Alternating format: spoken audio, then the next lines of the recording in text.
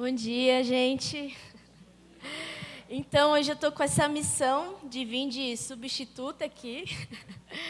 Queria pedir a ajuda de vocês. Eu sempre falo isso, mas eu sou acostumada muito mais a dar aula do que a pregar. Então, se você puder se comunicar comigo, dar um aleluia, glória a Deus de vez em quando, vai me ajudar.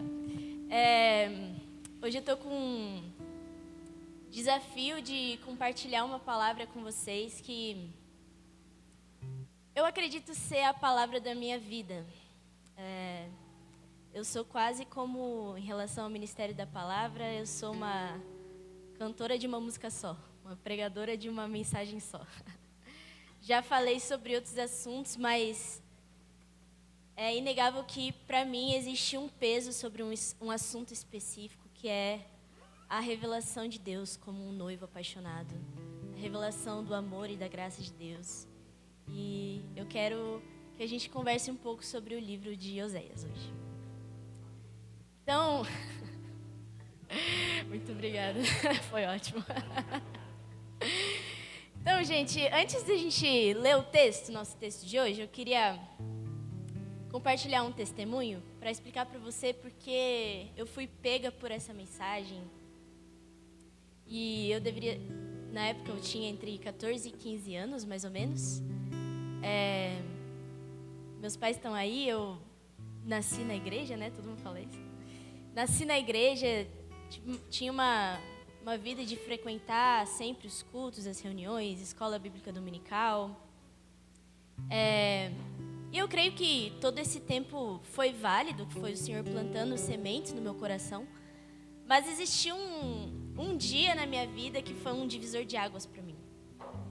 E eu estava num encontro do Ministério Impacto, na época, chamado CPPI, que a gente tinha em julho, lá em Sorocaba. Era uma espécie de CPP intensivo, em 10 dias, mais ou menos. E nesse encontro a gente não tinha pessoas muito novas, assim, eram pessoas mais adultas, vários pastores e tudo mais. E eu estava lá, né, com os meus 14 anos, mais ou menos. E aí disseram para mim que a gente tinha que estar numa oração coletiva às 6:30 da manhã. Falei, puxa vida, que difícil. Mas vamos lá, né? E aí, o tema desse CPPI era jejum pelo noivo. E os irmãos começaram a orar, a gente começou a buscar o Senhor e uma pessoa que estava no violão começou a tocar uma música. Dá um sol maior aí, irmão. Era meu sonho fazer isso.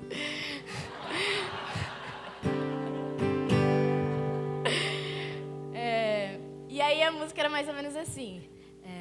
Nada está bem aqui. Nada está bem sem ti.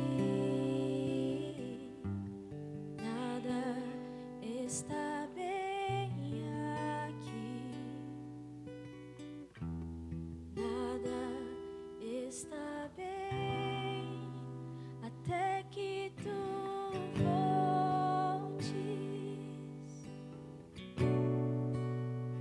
Até que tu voltes.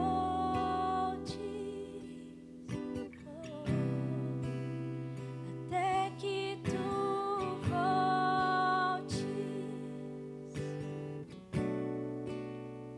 Até que tu voltes, abraçarei,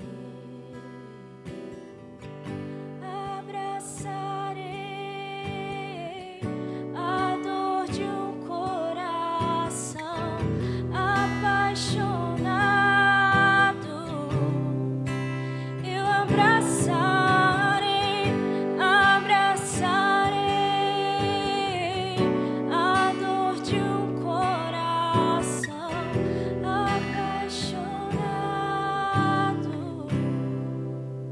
até que tu voltes.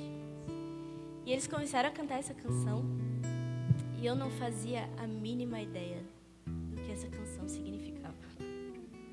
Mas eu olhei para o lado e eu vi uma adolescente como eu, cantando essa música completamente em lágrimas.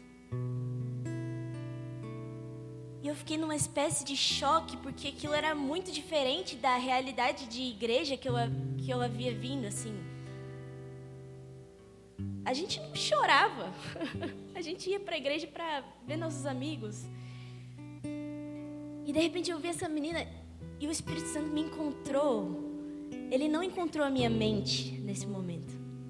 Mas ele me encontrou de um jeito que eu pensei assim, eu não sei porque essa menina está chorando. Mas eu quero chorar pela mesma coisa. Eu quero descobrir o porquê ela está chorando e eu quero chorar também.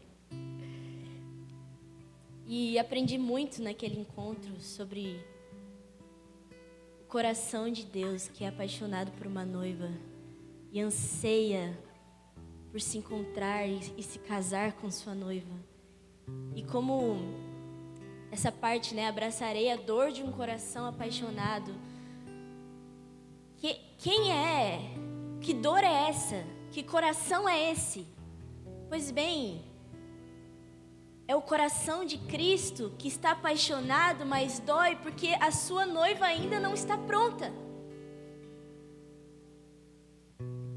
Existe uma dor no coração de Deus por causa disso. E naquele dia, a missão da minha vida se tornou conhecer esse noivo e trabalhar para estar pronta para aquele dia.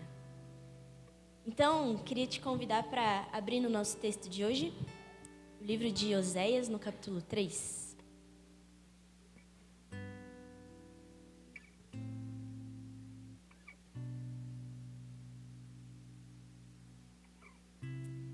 E eu quero ler esse capítulo todo, a gente vai trabalhar em cima dele, nessa mensagem. E aos pouquinhos a gente vai relendo ele e eu vou explicando. Mas o versículo 1 diz assim, então se você puder deixar a sua Bíblia aberta todo esse tempo que a gente estiver aqui, vai ser importante. Então diz assim o versículo 1 do capítulo 3. O Senhor me disse, vai outra vez, ama aquela mulher amada por outro e adúltera, como o Senhor ama os israelitas, embora eles se desviem atrás de outros deuses e amem uvas passas. Assim, comprei para mim aquela mulher por 15 peças de prata e um homer de meio de cevada.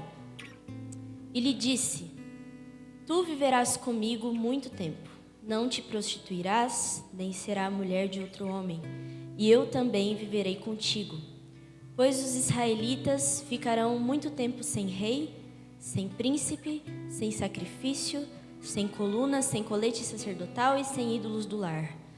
Depois os israelitas voltarão e buscarão o Senhor, seu Deus, e Davi, o seu rei.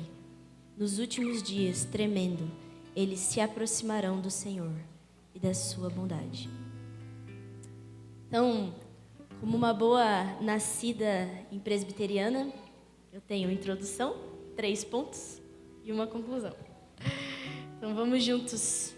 E, gente, queria dar um panorama do livro de Oséias para a gente ter uma visão mais clara, ok? Do que a gente está falando. Então, Oséias foi um homem chamado por Deus para profetizar para Israel. E ele viveu aproximadamente 200 anos após a divisão do reino de Israel. Então, se vocês se lembram, Israel foi dividido em algum momento da história. E 200 anos depois disso, Oséias foi chamado por Deus e ele estava no reino do norte, que também aqui no livro chama de Jacó ou de Efraim. E Oséias foi chamado por Deus para falar durante um tempo de um dos piores reis de toda a história de Israel, que era Jeroboão II. Então, o livro de Oséias, gente, ele é uma coleção de aproximadamente 25 anos de pregações, de poesias, de mensagens, de profecias de Oséias. Então, aqui a gente tem um compilado de 25 anos, ok? E esse livro, ele é dividido em 3 sessões importantes. Então, a primeira sessão, a gente tem ali do capítulo 1 ao 3. E nessa primeira sessão, a gente vai descobrir a narrativa principal desse livro. E a narrativa é a seguinte. Deus diz assim para Oséias. Vá, se case com uma mulher adúltera. ame uma mulher adúltera, para que você sofra na pele o que é amar alguém que está adulterando, o que é amar alguém que tem outros amores.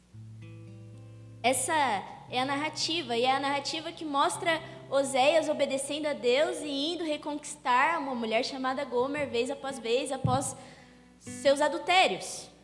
É uma história que ilustra o relacionamento de Deus com Israel. Era o que Deus estava passando na pele no seu relacionamento com Israel. Então essa é a narrativa do livro de Oséias. E a segunda sessão, eu acho que, eu não sei vocês, mas às vezes a gente lê um livro da Bíblia, um livro de um profeta, e a gente vê, parece que um Deus muito irado e muitas acusações e muitas promessas de juízo, e a gente fica confuso sobre quem é Deus, por que Deus está tão irado. Mas sempre se lembre, quando você ler Oséias, que Deus aqui se apresenta como um marido traído. Não existe um marido traído que não esteja irado, cheio de ciúmes, cheio de zelo.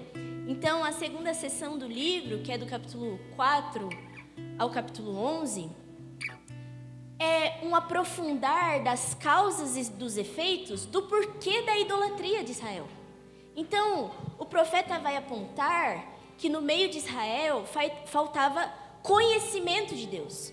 E a palavra que ele usa para conhecimento de Deus é uma palavra que se chama Iadá, em hebraico. E é interessante que essa palavra não exatamente significa apenas um conhecimento racional sobre quem Deus é. Mas Iadá fala de um conhecimento relacional.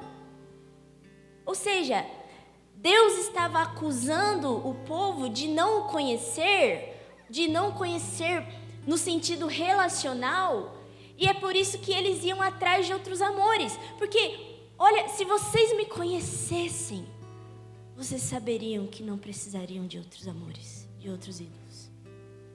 E o profeta também acusa a hipocrisia do povo, porque mesmo em meio a tanta injustiça e idolatria, eles continuavam sacrificando normalmente nos lugares sagrados, como se nada estivesse acontecendo.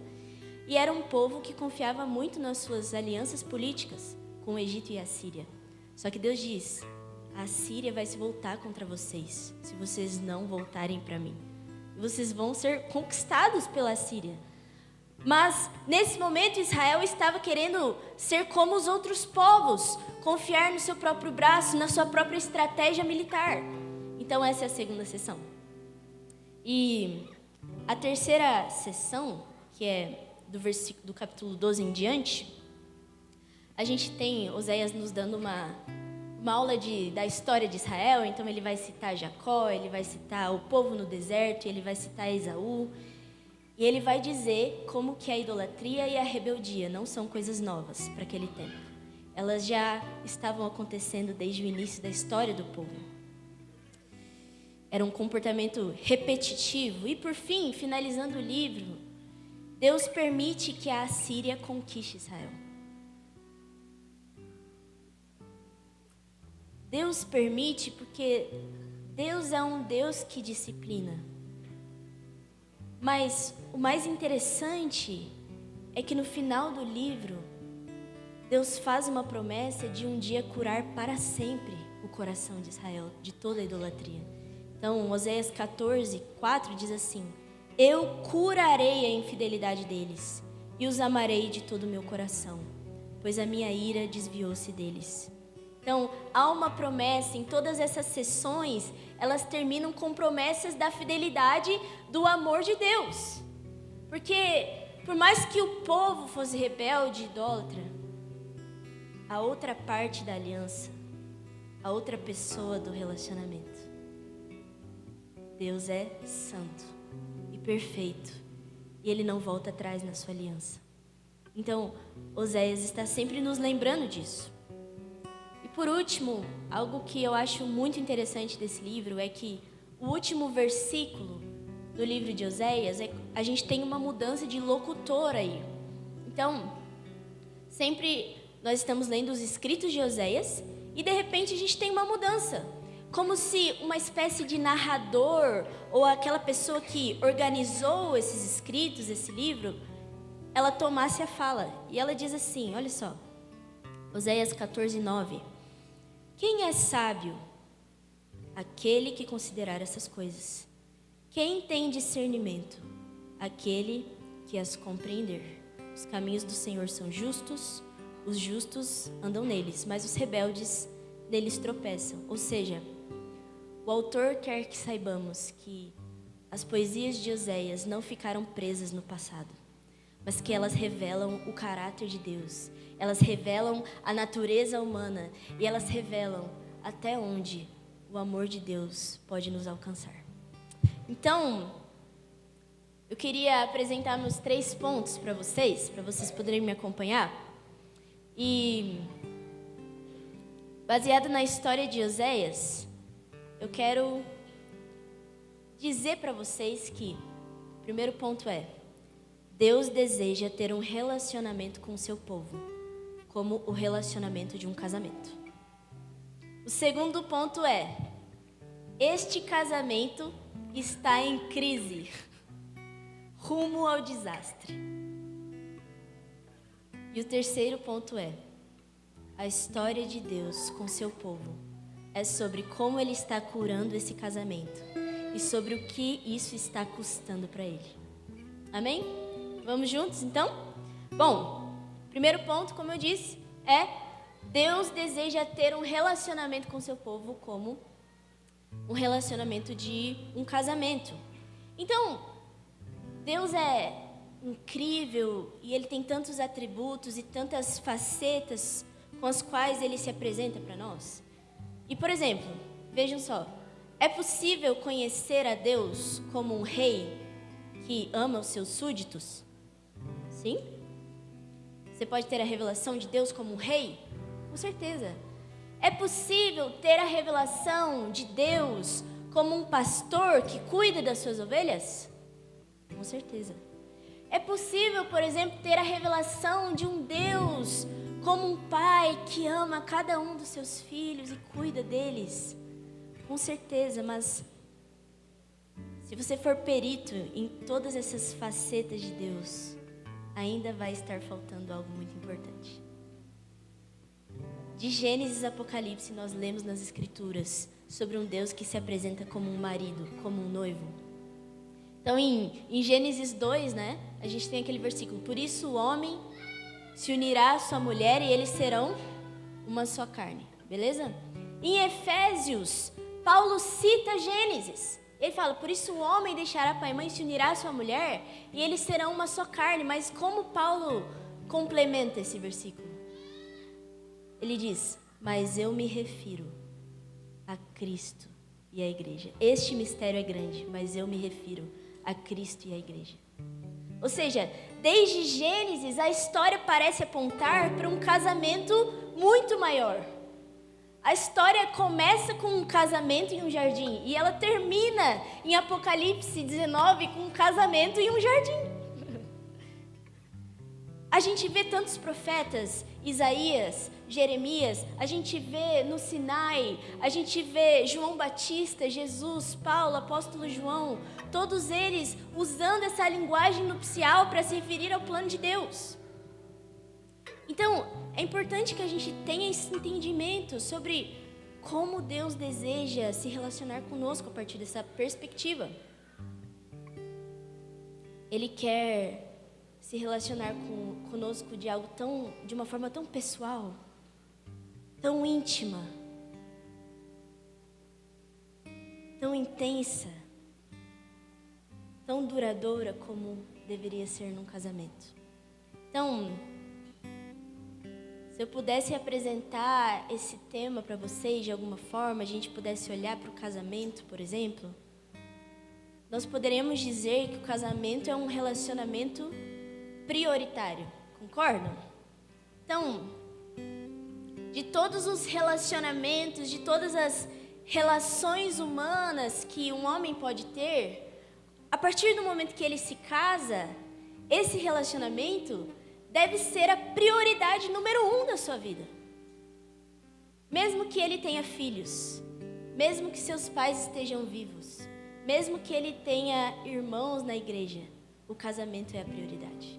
E nos dá a impressão de que quando o casamento de alguém vai bem, essa pessoa consegue encarar o mundo com força.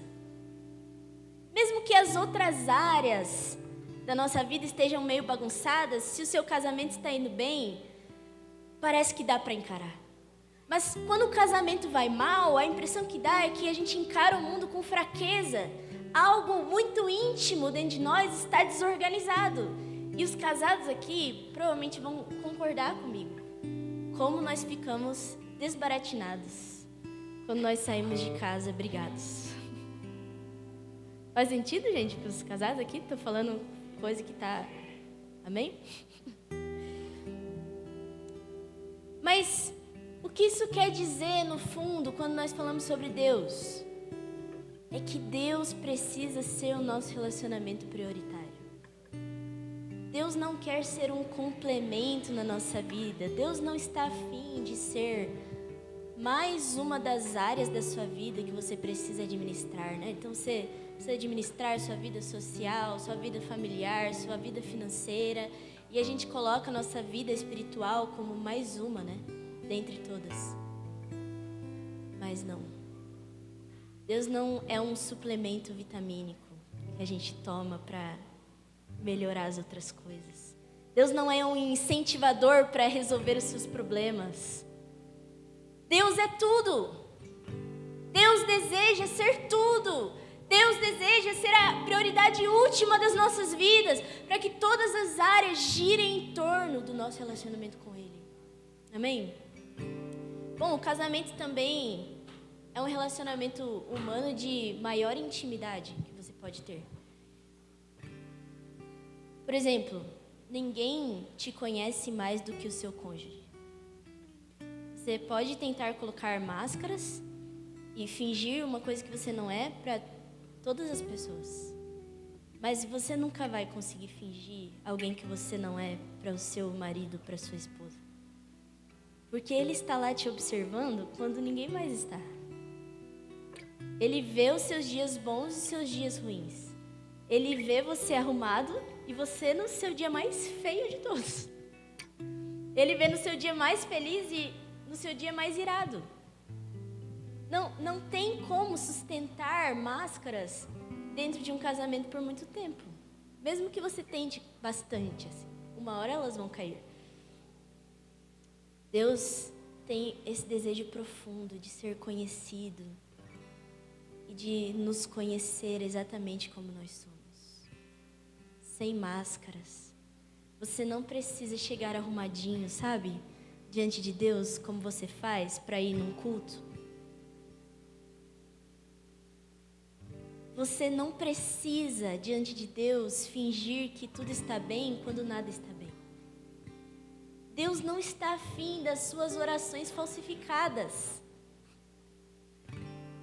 E eu vou falar algo forte aqui, me perdoa se estiver errado, mas Deus não está afim da sua intercessão por avivamento quando o seu coração está completamente quebrado. Você entende? A gente às vezes quer mascarar as coisas como se você precisasse fingir para Deus ser alguém que você não é. E, veja, casamento precisa de proximidade, sabe? Senão ele não funciona. E é por isso que nós temos o Espírito Santo. É a forma como Deus se faz perto de nós. Então, Deus está buscando intimidade. Deus está buscando realidade, sinceridade. E por fim, nesse primeiro ponto, um cônjuge, um casamento, ele tem um poder especial de mudar quem nós somos, mudar o rumo da nossa vida, mudar a forma como nós nos enxergamos. A palavra do seu parceiro tem muito mais poder do que a palavra de toda uma multidão sobre quem você é.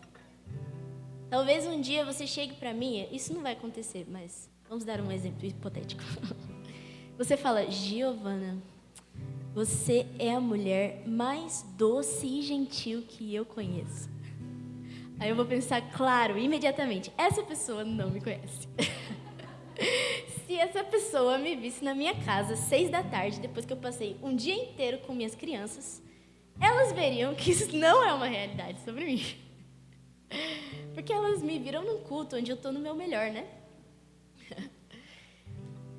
Mas imagine só se o Guilherme chegasse para mim e com toda a sinceridade ele dissesse assim, você é a mulher mais doce que eu conheço. Isso me afetaria, porque a palavra dele tem muito poder sobre mim. Se uma mulher muito linda ouve muitos elogios de multidões, mas dentro de casa ela tem um marido abusivo que diz que ela é um lixo, adivinha em quem ela vai acreditar? Certo? O casamento, ele muda nossa visão de vida, nosso rumo, o rumo da nossa vida. Então, quando eu me casei, eu queria ser uma missionária na África, cuidando de órfãos.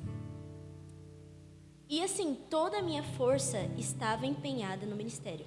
Seja ele como fosse. Seja passar muitas horas na sala de oração, fazer evangelismo na rua, isso tudo é maravilhoso. Aí eu casei e o Gui pacientemente, no começo nem tanto, mas depois ele foi mais paciente, me ensinou que as prioridades agora eram outras. E eu não poderia, por exemplo, passar 12 horas na sala de oração se a minha casa estivesse um lixo. Nesse tempo eu aprendi sobre a maternidade, eu aprendi sobre cuidar da minha casa. E percebe como minha visão de vida mudou? Pois é, o relacionamento de Deus é mais ou menos assim. Deus está interessado em mudar nossas metas, nossos rumos, nossas afeições, nossos alvos, nossas ações, nossa visão sobre quem nós somos. Deus está interessado em absolutamente tudo em nós. E o segundo ponto é que temos um problema aí no meio do caminho, porque uma história nunca é uma história se você não tem um momento de tensão, né? A verdade, queridos, é que esse casamento entre Deus e o seu povo está passando por uma crise terrível. Nada está bem. As coisas estão indo mal. E por que eu digo isso?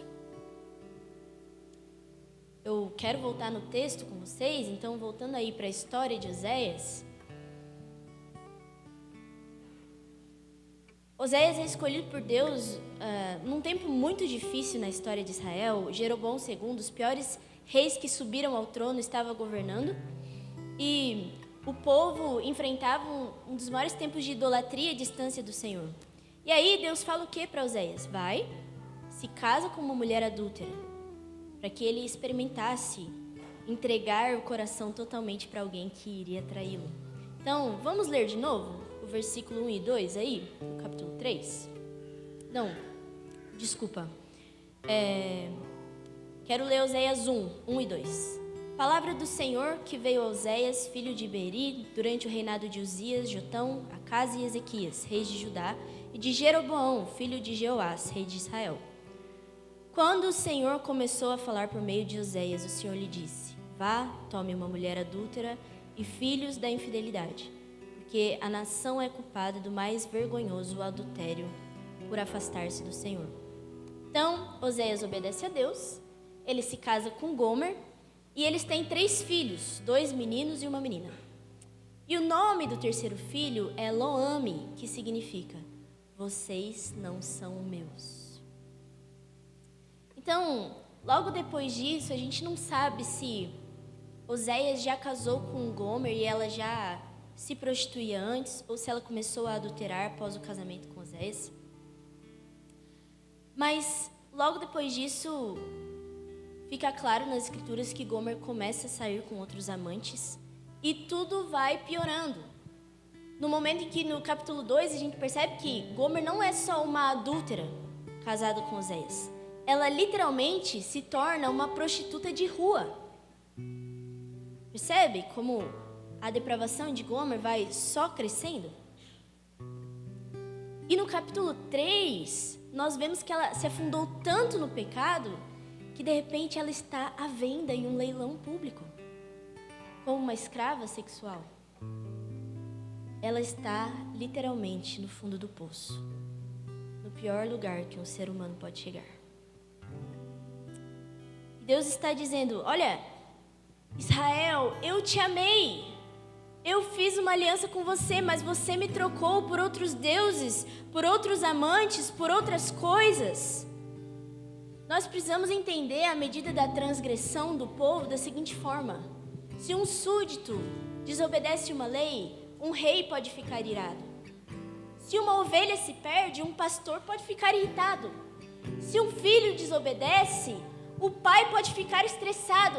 Mas o que significa um homem dar o seu coração, a sua vida em aliança por uma mulher que o troca por outros amantes? Percebe como a ira de Deus tem embasamento, tem motivos? Se coloque por um minuto nesse lugar. Não é à toa que o primeiro mandamento é: não tenha outro. Porque isso é muito importante para Deus. Isso é essencial para Deus. E aí, quando a gente olha para Jeremias 2, a gente tem um relato muito importante desse profeta que também estava olhando para Israel nessa perspectiva. E ele acusa a idolatria e o adultério de Israel. Olha só, Jeremias 2:25 diz: não deixe que os seus pés se esfolem, nem que a sua garganta fique seca. Mas você disse: não adianta, eu amo os deuses estrangeiros, e eu continuarei a ir atrás deles. Ela está obstinada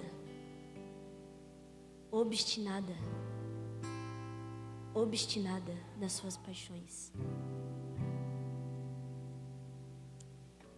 Então, Oséias e Jeremias e tantos outros textos, Deus compara Israel com uma mulher adúltera viciada em sexo, tentando preencher os vazios do seu interior com prazeres que só aumentarão sua dor e seu vazio. E esses somos nós. Não quero só falar de Israel, porque esses somos nós. Seres humanos desenfreados, completamente fora de controle, tentando obter prazer no dinheiro, na carreira, no aplauso dos homens, em relacionamentos, no ministério, quando nós deveríamos simplesmente ir até as fontes de águas vivas. Jeremias 2 diz: o meu povo cometeu 2 crimes. Eles me abandonaram, a mim, a fonte de água viva, e cavaram as suas próprias cisternas rachadas que não retêm água. Esses somos nós,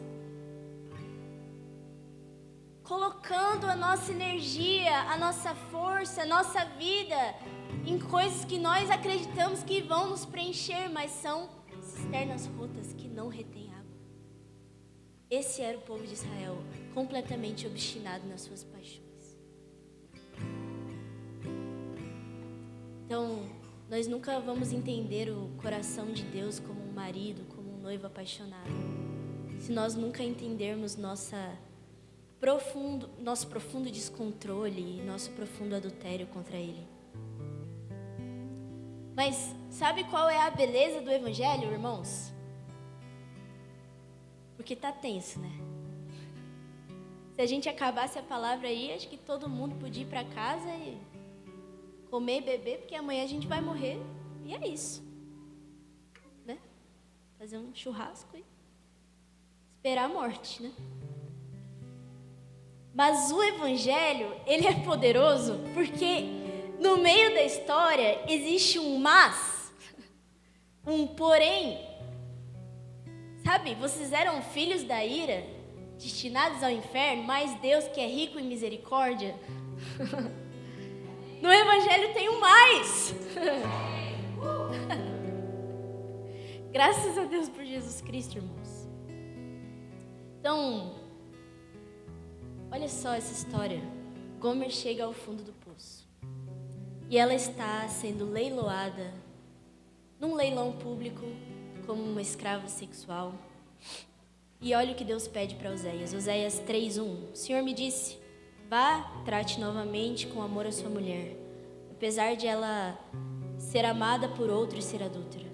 Ame-a como o Senhor ama os israelitas, apesar de eles se voltarem para outros deuses e de amarem os bolos sagrados de uvas passas.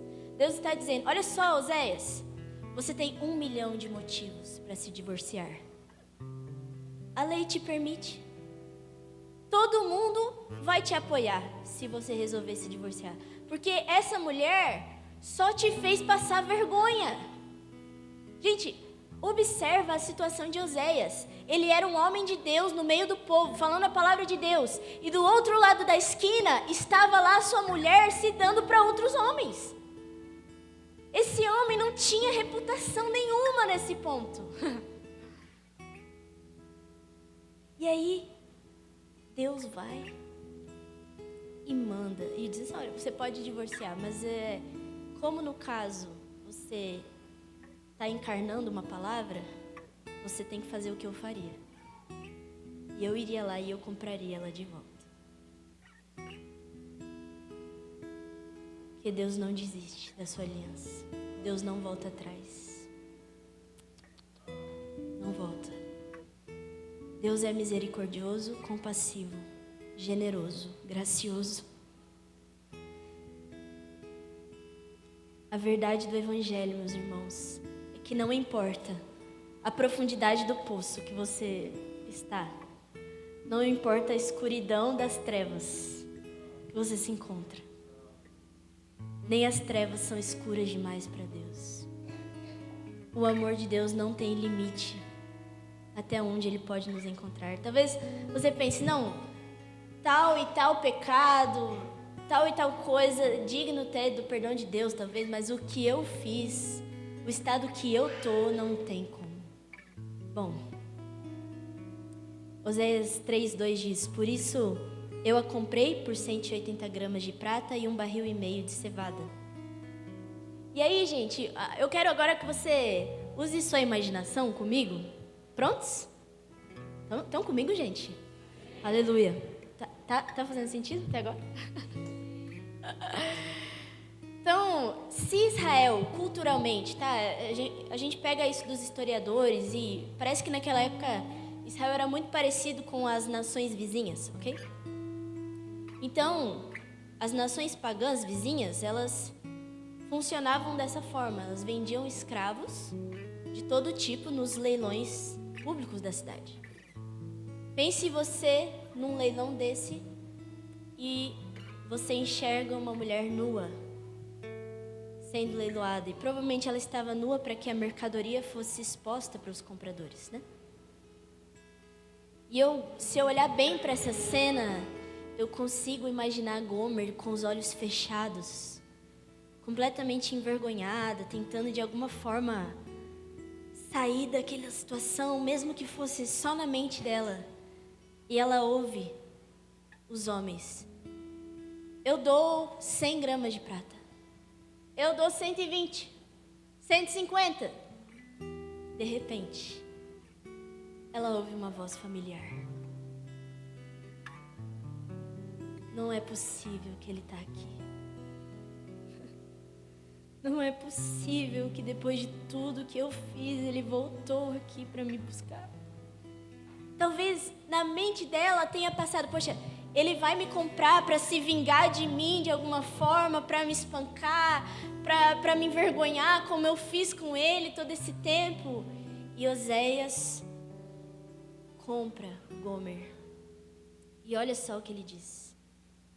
você viverá comigo por muitos dias. Você não será mais prostituta, nem será de outro homem. E eu viverei com você. Eu quero morar com você.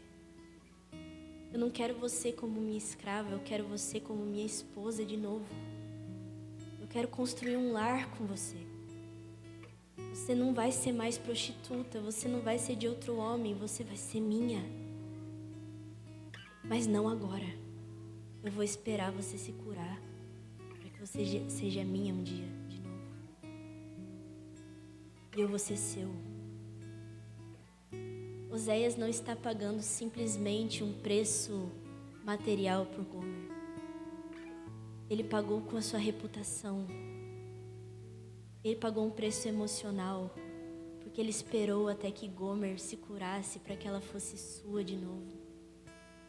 Oséias pagou. Custou tudo para Oséias. Vocês entendem isso? Custou absolutamente tudo. A gente não sabe qual é o final da história entre Oséias e Gomer. Mas eu gosto de ser positiva e pensar que eles ficaram juntos até o resto das suas vidas. Que Gomer aceitou ser curada pelo amor de Oséias e ela se aquietou nos braços dele, sabe? Mas como o fato de Oséias ter comprado sua esposa adúltera para estar com ele, como isso tem a ver com Deus, meus irmãos? Olha, nós sabemos que qualquer relacionamento em que haja uma pessoa fraca, precisa haver sacrifícios. Ou seja, a fraqueza dessa pessoa afeta a pessoa mais forte. E a força dessa pessoa é ofertada à pessoa fraca. É assim que funciona um relacionamento quando uma das pessoas é fraca. Existe força ofertada e fraqueza compartilhada. Existe sacrifício. Oséias paga um preço por Gomer. E a pergunta que eu te faço é: como Deus paga um preço por nós? Como Deus entra no leilão e nos compra de volta para Ele?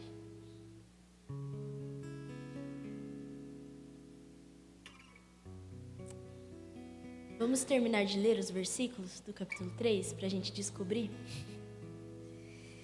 Pois os israelitas, versículo 4 e 5.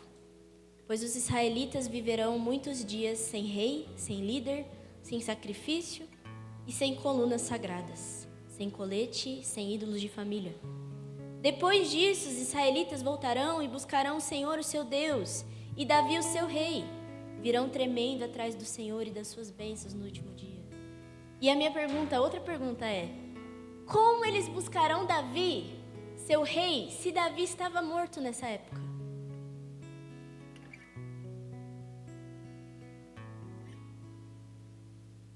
Eles buscarão o filho de Davi, o descendente de Samuel 7. O prometido, o Messias. É a hora que entra em cena o Salvador dessa história toda. Aquele que estava em toda a sua glória no céu, vivendo com tudo que ele tinha direito, sendo adorado por miríades e miríades de anjos, 24 anciãos, querubins, os serafins, e ele estava envolto em toda a sua glória. Mas ele decidiu descer ao leilão e comprar uma prostituta como nós. Deus desceu. Deus não levou em conta a sua reputação. Não levou em conta a nossa dignidade.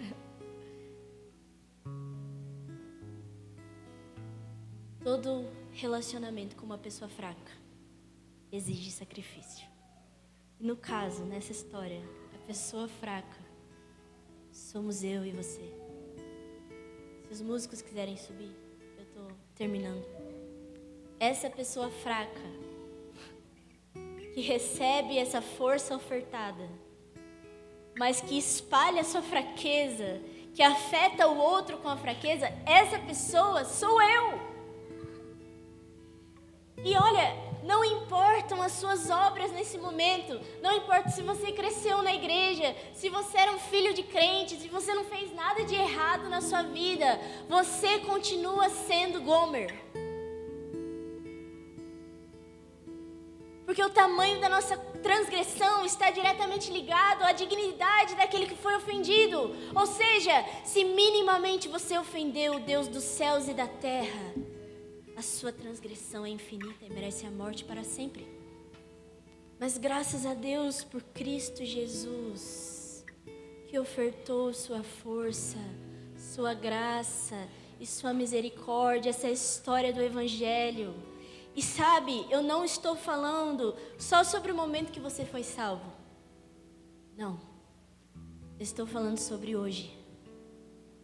Porque Cristo te encontrou, mas às vezes nós continuamos obsessivos por outros amores. O coração do homem é uma máquina de ídolos. Então, essa mensagem é para nós hoje. E eu vou repetir. Não importa a escuridão que você se encontra. Não importa quão profundo é o poço que você se encontra. O amor de Deus pode chegar nesse lugar.